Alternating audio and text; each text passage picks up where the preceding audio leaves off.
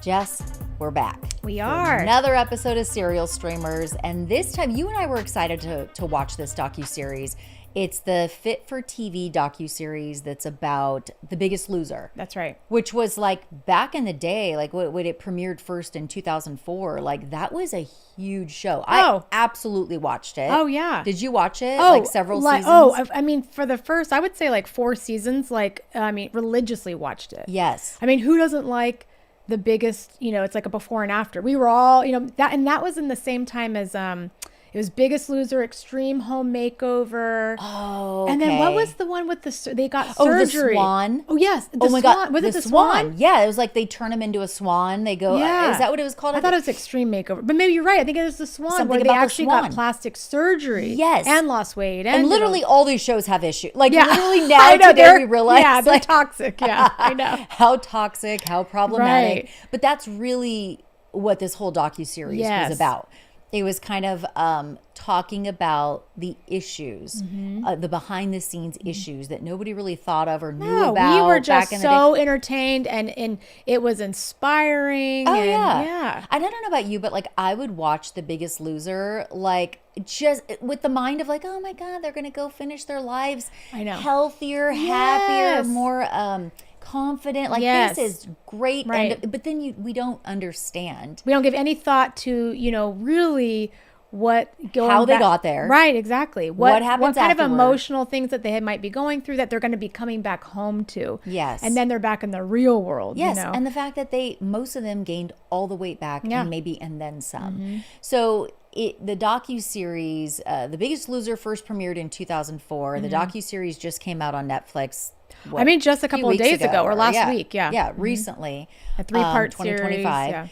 And so it really, as things go, like kind of like Girls Gone Wild. Now this is a whole different thing, right? But like there's all these old shows and like whatever you want to call Girls Gone Wild. I guess it was a show.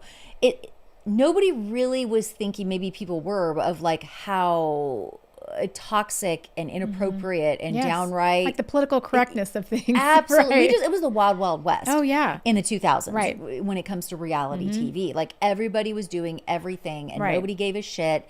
Entertain us, we don't care. Like just, or maybe we're just dumb to it. Like, well, it's also just, I think it's like an evolutionary process because you think about even the 90s, it was even worse than the language we used, all the things. And just as time goes on, we're more sensitive to different groups of people. We're more trying to be more tolerant and accepting. And that's just, I think, like our evolutionary process. I also think, social media has something to do with it too, or like the social influence of things. So as, it's more, it's better to be more, acceptable of different groups of people and all those kind of things. Yeah, we grow and you get more. Yeah, you learn more about. So we didn't know any. But I just chalk it up to we didn't really know any better then. Right. We thought it was a good thing that was happening.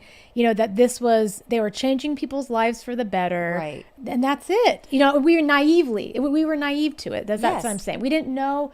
I don't think we saw the toxicity of it. Well, I'll say this really quick. I always thought Jillian Michaels was toxic. I thought she was so, she was like militant. She was too much. Oh my God. But it probably made for good TV, but it was even annoying then, I remember thinking. But it was. So that was the only, I would say, but otherwise it was like these people were going on to somehow better their lives. And that was really the crux of it. So if we can't like fault ourselves for not seeing, those things back then. No, and then some of them were going on to save their lives. Yes, like they truly, and of course, as things go, and they talk about this in the docuseries, every season had to get bigger and better. And quite frankly, like literally, they would purposely look for bigger and bigger and bigger people because they knew, the producers knew that the moment that was pure TV gold was getting a person on that scale and seeing the numbers go and drop. That's right. Double digits. Like in 1 week, you're losing 15 pounds, 13 pounds, 12, like it's astronomical. Right. And that makes for good TV. So they literally were like sometimes turning people away because they weren't big enough. Like they wanted the transformations to be bigger. Right. They wanted the moments to be bigger. They just wanted, it's TV, right? And so unfortunately, people begin to realize, and like we see it now, it's like producers, I can't lump them all together, but like for the most part, they're trying to make a hit TV show. Good TV. Dollars. Yeah. Which brings in money. So their first priority isn't always the person's mental well-being, physical well-being. Like I'm not saying that they purposely put anybody or knowingly put anybody in harm's way with regard to their health in any regard, but it's like they're trying to make TV and that is their first priority. That's right. It's TV first. Yes, and they had some fail-safes, like they had a doctor, but they also had it. One of the contestants said, this ridiculously long contract,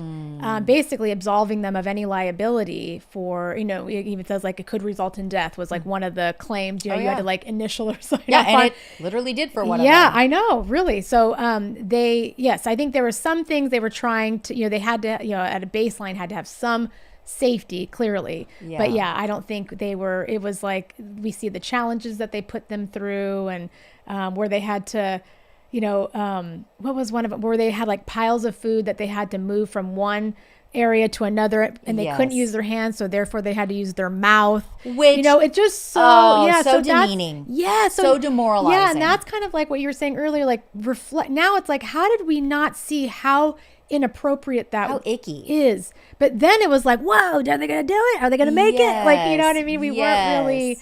And they bring up that issue of basically producers, allegedly putting bigger people in, sort of like making them like a clown. Like it literally, like I don't think they use that word, but like that's the way I saw it, was like, let's see how ridiculous we can make these bigger bodied people, look to make a TV show. And so like, of course it always includes a pile of donuts. Yes. A big pile of, pizza, whatever. Right. And then like there's the temptation challenge where it truly, and then even calling it the Biggest Loser, like some of the contestants later realized, like, oh, what are you trying to say? They were calling us losers. Yeah, like we're losers. Yeah, and I love that the documentary, I thought it wasn't the best documentary I saw, but it wasn't that bad. I actually thought it was good. I was like locked in the whole time, but I did love that they had, and I forget her name, but she's the author, so she's written a book about basically like, whether it's like the stereotyping, the image of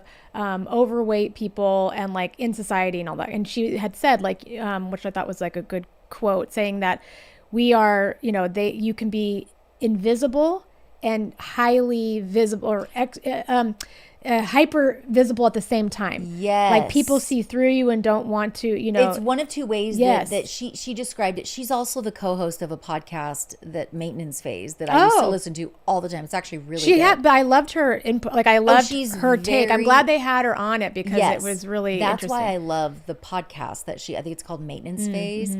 It's just her takes are just dead on, like almost every time. And she was saying like by having those challenges, like where they had to be around food, or it was like, you're basically showing like in a way saying like they have these people have no control if they're in a room of food, like they're just ravage animals that are going to mow down this food. Let's watch them do it. Or put the attempt at. I know it's beyond problematic, gross, beyond gross for sure. And admittedly, I did not probably think about that at the time. I really truly thought this was for the greater good back in the day. So did I. They're going to lose this weight. This is what they want. This is what they need. It's better for them in the future. Yada yada. But going back to your point, I think the author, I forgot her name, but she's the co-host of Maintenance Phase podcast.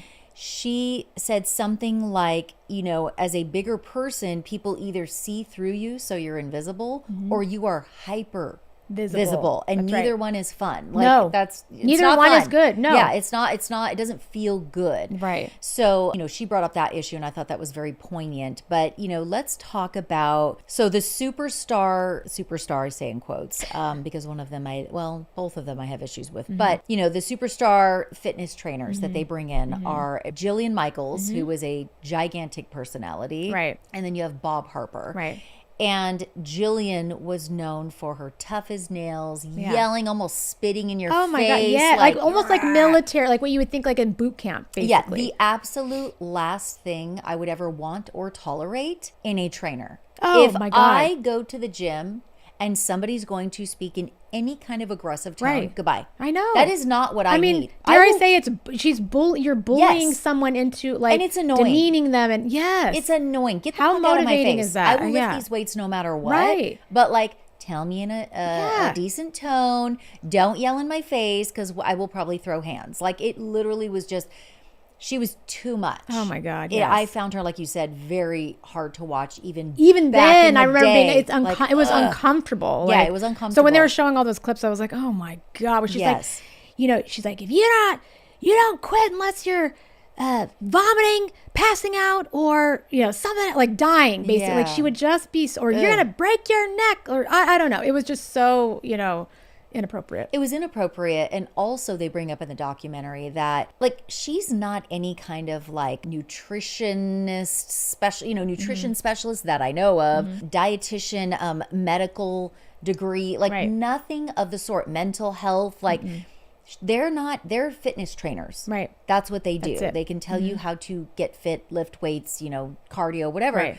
But beyond that, it's like they're going outside of their scope. But yet here they are letting people cry on their shoulders and giving them advice and I get it. That's a human thing. I've also had people in my life, cry on my shoulder and I give them advice, and I'm not an expert, but it's crossing over into you're sort of playing expert in a lot of very serious fields. So if somebody is coming to you to like save their life, or, oftentimes on The Biggest Loser, these people had a lot of psychological things. Yes. Mental health things to deal with, as we all do, but theirs may have been amplified. And it's like she and Bob Harper are not equipped to deal with the emotional baggage, I'll say, like that they probably very likely brought in to being on the, like they needed professional help with those things or guidance to unpack that. While they were transitioning their physical appearance and maybe their dietary habits and things like that, but while they were also unpacking like the emotional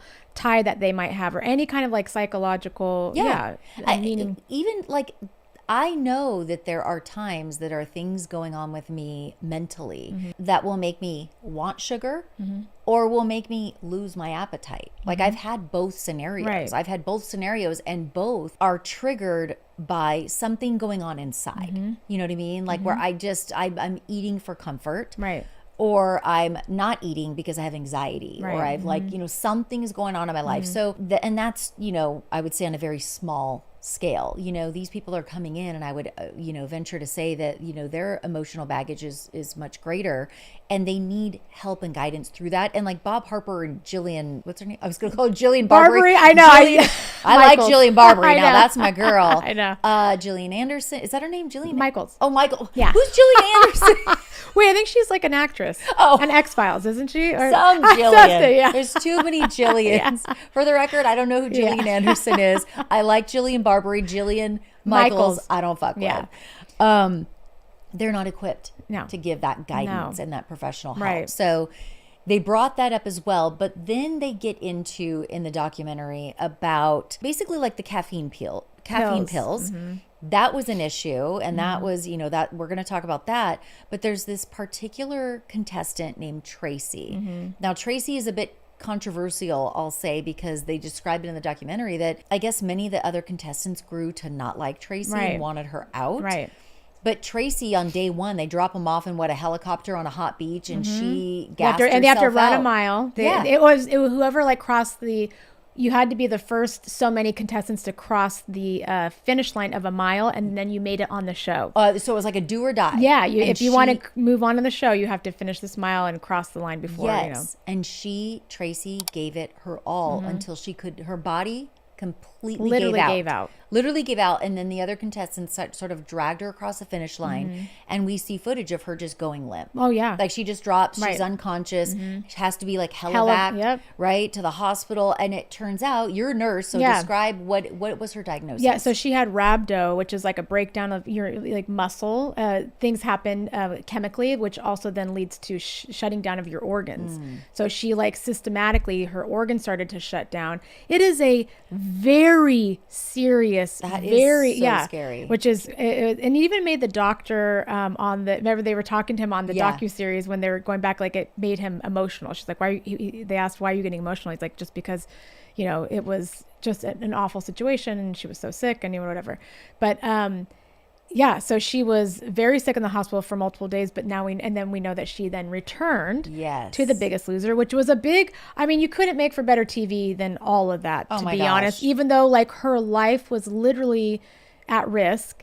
I'm sure the producers just like ate that part up, but she came back on the show under the guidance of that doctor, but she had, couldn't work out. She wasn't cleared to do a lot of things, but she was still competing. And I think, this is the part where I think we both don't understand what ended up happening. I know there was a challenge where she chose to have, you either could stay with your trainers, for the until the next weigh-in or something, or you can take the advantage. There was some advantage that you could take. I don't know if it was like a weight loss advantage or something. I don't know. And she crossed the line and took the advantage, and that's where that disconnect came in with her and the other contestants. I see that she made that decision. I don't remember the context of why that was so bad at the time, but I think it made it so that something to do where the trainers were no longer involved. But she took the advantage. She ended up losing 11 pounds at the weigh-in. Yes. The trainers didn't clap for her. The other contestants didn't clap for her.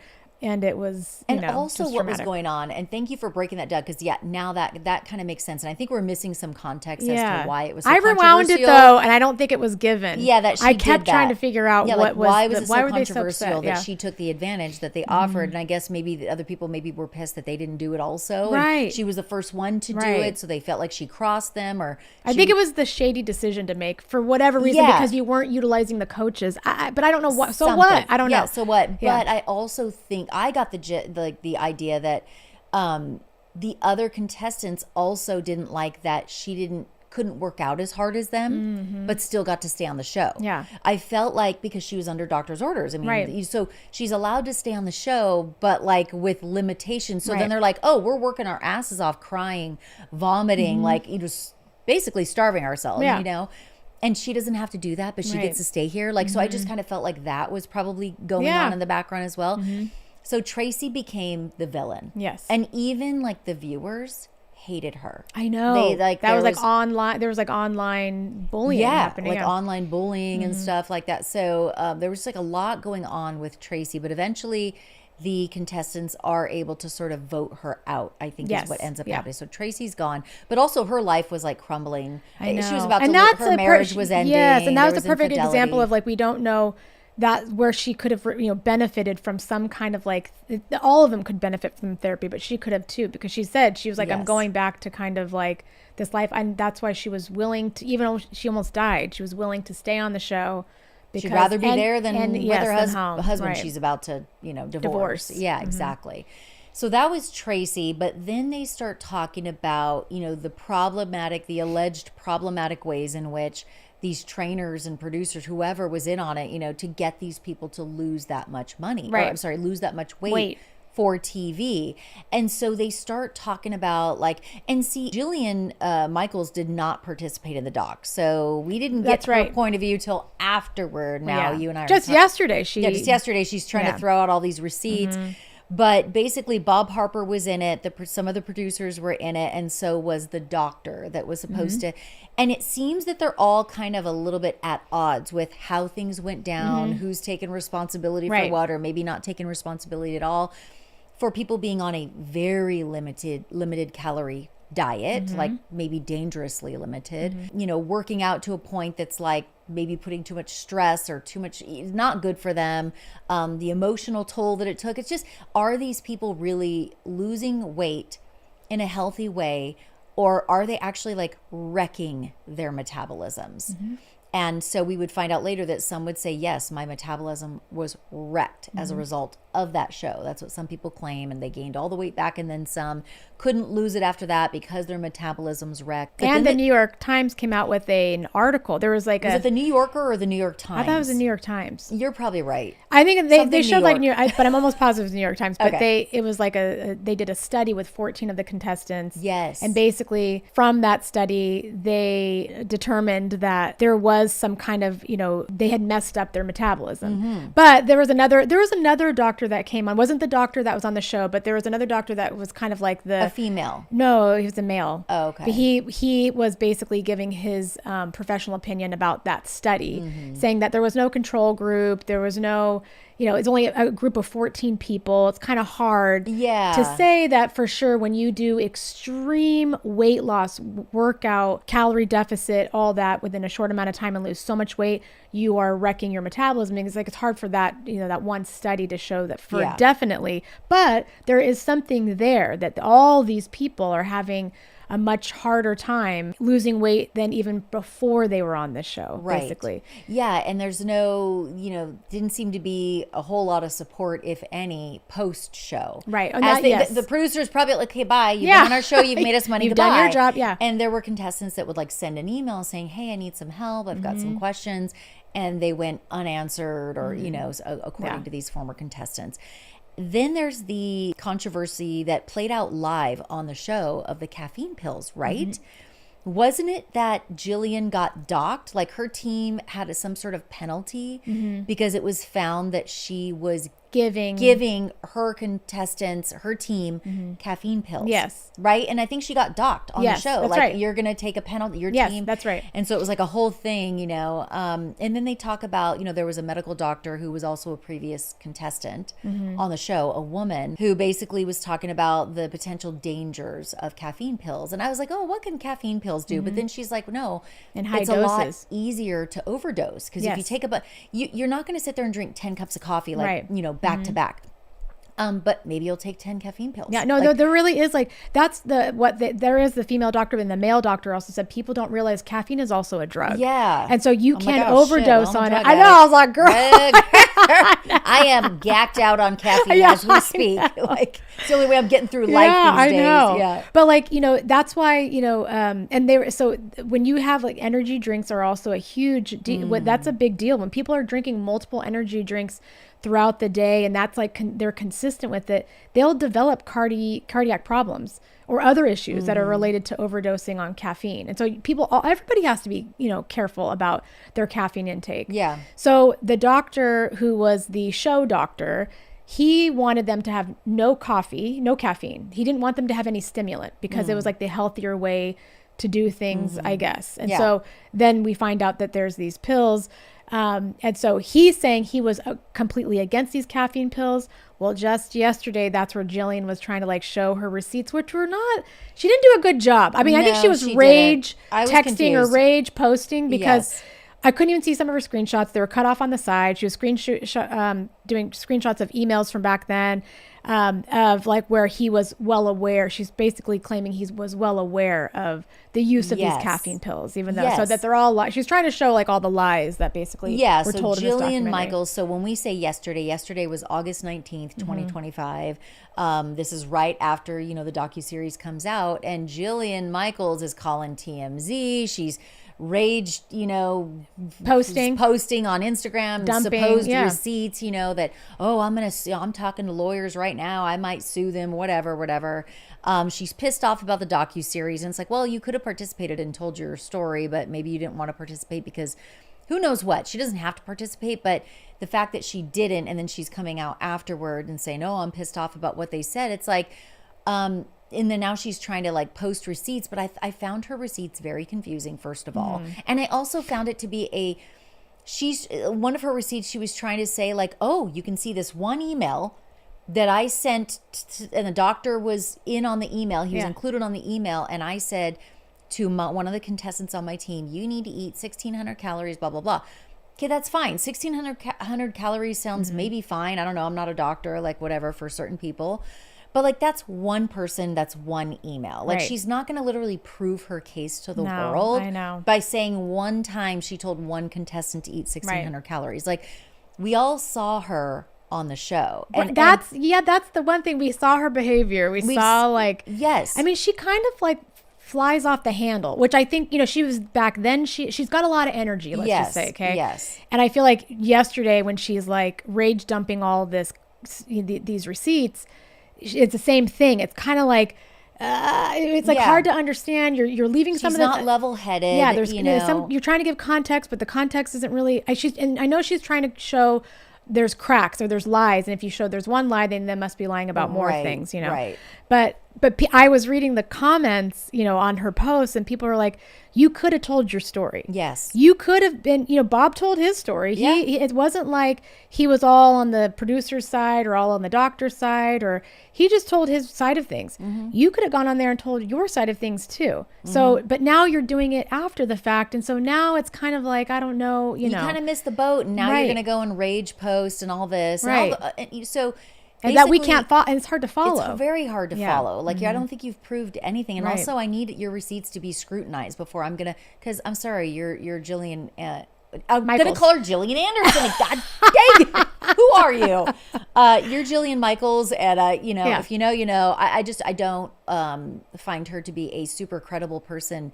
Anyway, so it's going to be hard. Not that I wouldn't believe her in this situation. I would absolutely just follow where the evidence takes me. But what I'm saying is I don't give much weight to her evidence, her receipts, because it was so isolated, and it's just like a dump of information, and I need to hear from the other side and all these things. And Bob Harper also is catching some flack too, because a lot of people are claiming, and I agree, he really took no accountability in that documentary for anything that he did. And again, it could sound something like this, like, listen, did I contribute to some, whatever he wants to call it, like soft words or whatever?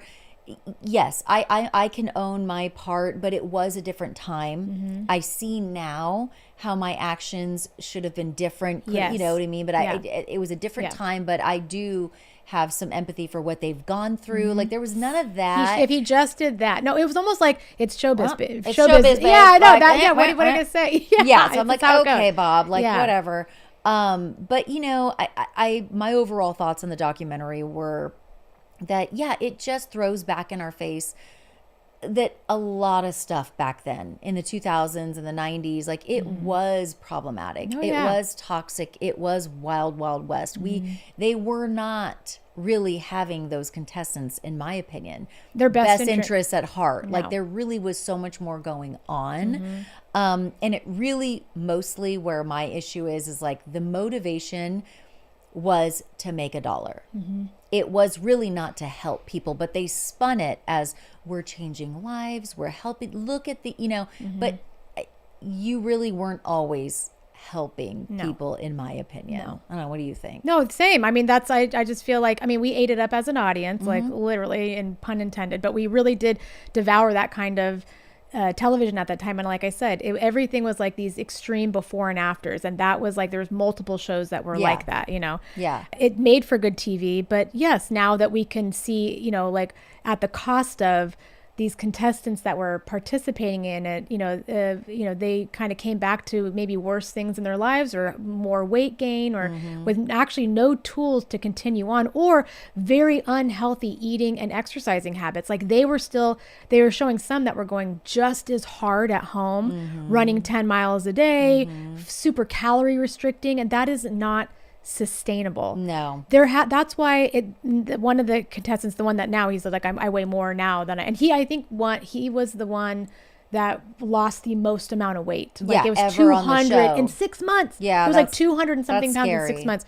So, but he was saying, if there was like an aftercare program, something that they could have provided, we could have had the longevity of, or, maybe like a success story, but there wasn't that. No, there wasn't that. So, I mean, that is something, it's like I said, it's always, hindsight's 20/20. Sure. And like, I don't fault us too much for not like seeing it in the moment. We're kind of just trying to process it. We're turning it on for entertainment. Yeah. And truly, I truly thought this was like good for them. I was freaking naive. And now I fully understand and see, like, no, it really wasn't. Well, and I think they did show that one contestant that came out that everybody was shocked. Remember, like, they're on at the camp, or the boot camp, or whatever they called it. Yes. They're on where the show's taking place, where they're with the trainers, but then they have to go home before they come to the finale. Yes. And at home, they're supposed to like have some time at home where they're still going with the program, and there's the one contestant kind of towards the end where she came back and she was like skeletal, very thin, and everybody was shocked, and even the producers like what, like, and that's when they got a lot of scrutiny, a lot of criticism, like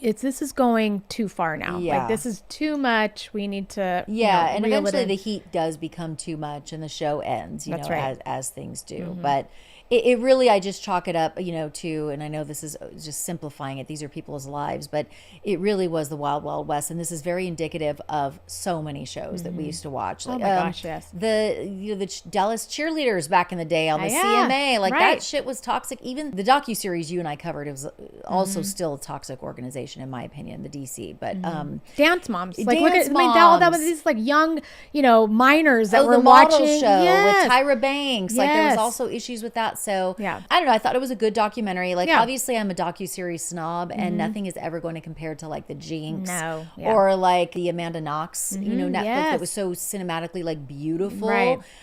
This documentary is not that, but it's easily bingeable, and you'll find it interesting if you live during that time and watch that show. It'll be very nostalgic, and you'll see a little bit of behind the scenes of what was going on. And Jillian Michaels right now, like, you know, getting all, you know, crazy behind the scenes, it's like adds a little layer to this docuseries. So it's kind of like like I think I sent you like 10 things yesterday because she was just pumping stuff out every couple minutes, rage posting as she does. And I feel like she's always enraged about something. I don't know. She's very rage filled. Yeah. But I would recommend, if you watch The Biggest Loser, I would go watch this just because just to give you another perspective of what was going on during that time. Yeah, for sure. Yeah. All right, we're going to wrap it here. Thanks so much for listening and watching, everybody. If you want to join the Serial Streamers True Crime TV Club, all you have to do is follow me on social media. I'm at Jami on Air. That's Jami on Air on all the platforms, TikTok, Instagram, YouTube. If you want to listen to these Serial Streamers episodes, make sure you're subscribed to my podcast,